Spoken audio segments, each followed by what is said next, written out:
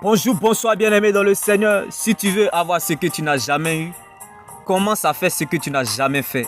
Bien-aimé, si tu veux avoir la vie que tu rêves, commence à vivre la vie de celui qui détient cette vie-là. Bien-aimé, même le médecin, quand il est en retard, tu l'attends. Il prend tout son temps à la maison avant de venir. Tu ne grondes pas parce que tu sais ce que tu cherches. Tu sais ce que tu attends. Tu sais ce que tu espères. Tu en as vraiment besoin de lui. Donc tu ne te fâches pas. Même Moïse, prince qu'il était, il est descendu dans l'esclavage afin de devenir un libérateur à 40 ans. Même quand ton propre couteau te blesse, tu ne le jettes pas à la poubelle. Bien-aimé dans le Seigneur, même si tu ne sais plus quoi faire, où mettre la tête, bien-aimé, ne lâche pas la main de Dieu. N'avoite pas ton Jésus. Demeure dans sa présence malgré l'incertitude, la confusion et la désolation. Même le grand Abraham, le père de la foi, a attendu 25 ans avant d'avoir son Isaac. Bien-aimé, le féticheur ou le marabout, malgré que son fétiche tue son enfant, il continue à faire du sacrifice. Il continue à faire ses sacrifices. Il ne jette pas son fétiche à la poubelle. Bien-aimé, n'abandonne pas ton Jésus malgré tout. Oui, malgré le désespoir, car il y avait une femme malade au dos courbé depuis 18 ans dans l'église, sans résultat. Elle n'a pas fait de cela son malheur. Elle est restée à son poste. Bien-aimé, comme cette dame, personne ne peut te remplacer dans ce couloir, malgré le découragement, car quelle que soit la taille du bateau, qu'il soit petit ou grand, le plus important, qu'il soit au sommet des vagues. Donc, comme cette dame dans l'église malade depuis 18 ans, sans résultat, bien-aimé, ce n'est pas un oubli, ni une malédiction. Ce que Dieu cherchait et voulait bâtir en cette dame était plus grand que ce qu'il voulait lui donner. Alors, sache que, bien-aimé, tout comme ta situation, Dieu réserve toujours une heure pour les mépriser. Un jour, Jésus entra dans le temple et fixa les yeux sur cette dame dans le temple. Et il lui dit, femme, ta maladie est finie. Et sa maladie s'arrêta.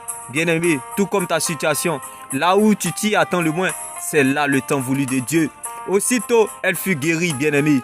Bien-aimé, comme cette dame malade dans l'église depuis 18 ans sans résultat. Tu ne traverses pas cette vallée de la honte, bien-aimé, pour être béni, mais plutôt c'est pour être une source de bénédiction. C'est pour cela que tu marches dans cette vallée de l'humiliation, dans cette vallée de honte. Alors, bien-aimé, sois comme un crocodile dans l'eau, dans la parole, comme cette dame. Personne ne peut te remplacer, bien-aimé, dans ce couloir qui est la parole de Dieu. Malgré l'incertitude, la confusion, la désolation, n'abandonne pas ton couloir, ne quitte pas ton couloir, reste dans ton couloir. Demeure dans ton couloir, habite ton couloir, réside dans ton couloir. À chacun son couloir, chacun dans son couloir. Le capital vie de Dieu qui est en toi est trop important pour qu'une flèche te tue. Bien-aimé, quelle que soit la vieillesse de ta situation, comme cette dame au dos courbé malade depuis 18 ans dans l'église, malgré sa bonne foi qui est restée sans résultat, le capital vie de Dieu qui est en toi te rassurera coûte que coûte jusqu'au bout, tu y arriveras. Bien-aimé, Jésus n'est pas un guichet automatique ni un pompier. Dieu n'est pas là pour les cas urgents, mais plutôt pour les patients. Dieu n'est pas un généraliste, mais plutôt un spécialiste dans le domaine. Jésus-Christ est notre temps. Abraham a donné son temps, son Isaac à Dieu. Anne a donné son Samuel à Dieu. Bien-aimé, donne ton temps aussi à Dieu, afin que Dieu prenne la forme de ce qui te manque. Celui qui ne connaît pas le temps, perd ton temps. Celui qui ne connaît pas ton temps, gâche ton temps. Celui qui ne respecte pas ton temps, ne te respecte pas. La crainte de Dieu est le commencement de la sagesse. Christ est la fin de la sagesse. L'onction sans la sagesse est comme une ruine de l'âme. C'est comme une voiture sans carburant. La sagesse nous emmène parfois à se taire. Parfois fermer la bouche est bon. Sois comme un poisson dans l'eau. Un mort ne réagit pas. Le poisson ne murmure pas. Oui, bien-aimé, l'Éternel te veut vivant quand un mort ne loue pas Dieu. Laisse ces épreuves te conduire là où Dieu t'attend. Dans la louange, car Dieu siège dans la louange. La Bible pouvait nous le dire, tout ce qui respire loue l'Éternel. Sans oublier, c'est dans l'adoration que se découvre la profondeur de notre victoire. Alors, bien-aimé, adore le Seigneur comme jamais tu l'as fait auparavant. Oui, adore le Seigneur comme jamais tu l'as fait auparavant. Loue-le comme si c'était ta dernière louange sur terre. Bien-aimé, l'avenir du peuple dépend de son obéissance à Dieu. Et l'avenir de l'Église dépend de son intercession. Bien-aimé, n'oublie surtout pas que les fruits que nous recherchons pour notre liberté dépendent de notre relation avec Dieu. Car c'est de notre relation avec Dieu que découle tout le reste. Jésus-Christ est notre temps et sa parole est notre position. Apprendre le temps, savoir le temps, attendre le temps, expérimenter le temps, découvrir le temps, gérer le temps, vivre dans le temps et se maintenir dans le temps. C'est ce qui donnera le goût à la sauce de ta destinée. Bien-aimé, quand Dieu prend ce qui t'appartient et confie à son bon petit le temps, sois sage et patient, car le temps finira toujours par te donner ce qui te revient. Bien-aimé, laisse-moi te choquer en ce jour. La parole de Dieu, c'est la seule terre solide sur laquelle nous pouvons nous tenir. Je ne sais pas si l'espérance en la parole de Dieu fait vivre, mais moi, elle m'empêche de mourir. S'il y a quelque chose qui peut m'empêcher de mourir, c'est d'espérer en la parole de Dieu. Si ta parole ne faisait pas ma joie, Jésus, dans mon malheur, je serais déjà mort. La parole de Dieu, c'est la seule terre solide sur laquelle nous pouvons nous tenir, bien-aimés. La parole de Dieu est le médicament qui donnera la santé à votre destinée. La parole de Dieu est le carburant de votre gloire. La parole de Dieu finit toujours par remettre chacun dans le couloir de sa destinée. Laisse-la marcher malgré l'opprobre, car elle changera certainement le goût de la sauce de ta destinée. Parfois, nous n'avons aucune idée de l'endroit où la parole de Dieu nous mène, mais nous la laissons faire.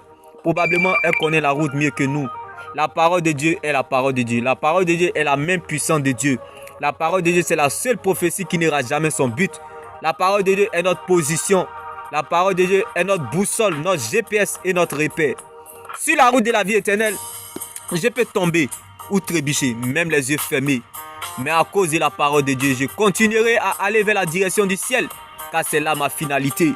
La parole de Dieu est une lampe à mes pieds.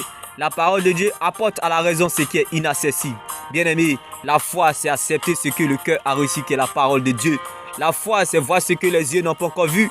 La foi, bien-aimé, apporte à la raison ce qui est inaccessible. Bien-aimé, la foi, c'est une mentalité. La foi, c'est une folie.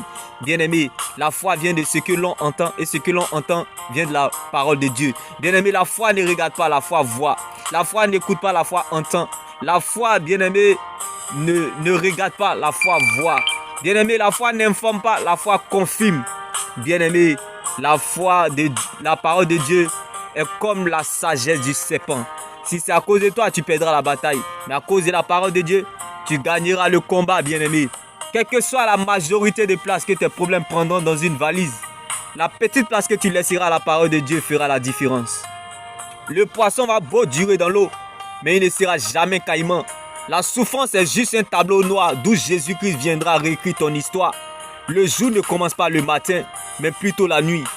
Bien-aimé, c'est pour cela à 1h du matin, il fait encore nuit. Quelle que soit la durée, bien-aimé, de la nuit, le matin arrive toujours. Quelles que soient les difficultés, n'oublie pas que la journée prend sa démission le soir. Le jour tant attendu a beau être lointain, mais il finira toujours par y arriver. Bien-aimé, quelle que soit la vieillesse de ta situation, le capital vie de Dieu qui est en toi est trop important pour qu'une flèche te tue. La vie de Dieu qui est en toi te rassurera coûte que coûte. Jusqu'au bout, tu y arriveras. Quand Dieu t'attend la tête, il compte sur lui-même pour t'accompagner. Laisse la parole de Dieu te mettre à l'aise et te fera du bien. Certes, tu as perdu la bataille, mais non le combat. Combattu mais jamais abattu, car Dieu répond toujours. Tes batailles d'aujourd'hui t'équipent et te préparent à tes combats futurs. Si tu fais de la parole de Dieu ton roi, tu deviendras sa reine, bien-aimé. Si tu fais de Dieu tes priorités, tu deviendras son projet. La parole de Dieu est la vie dans vos années. Quand la terre voudra te faire tomber, la parole de Dieu sera prête à t'exposer. Quand la terre voudra te déterrer, bien-aimé, la parole de Dieu te plantera et te fera repousser. Quand la terre te fermera une porte, Dieu t'ouvrira un portail. Quand la terre voudra te fermer un portail, Dieu t'ouvrira une fenêtre qui est la parole de Dieu. C'est là ta vraie vie, c'est là ton vrai destin, bien-aimé. La parole de Dieu est notre miroir ou image. Ce n'est pas parce que le caïman vit dans l'eau qu'il ne peut pas se noyer. Un mort ne réagit pas. Là où la main des hommes s'arrête, la main de Dieu commence. Bien-aimé, le but de Dieu pour ta vie, que tu quittes la dimension où les gens te portent, le niveau où les gens décident sur toi, la dimension où ton cœur dépend des gens, que tu arrêtes d'être celui qu'on porte pour devenir celui qui porte.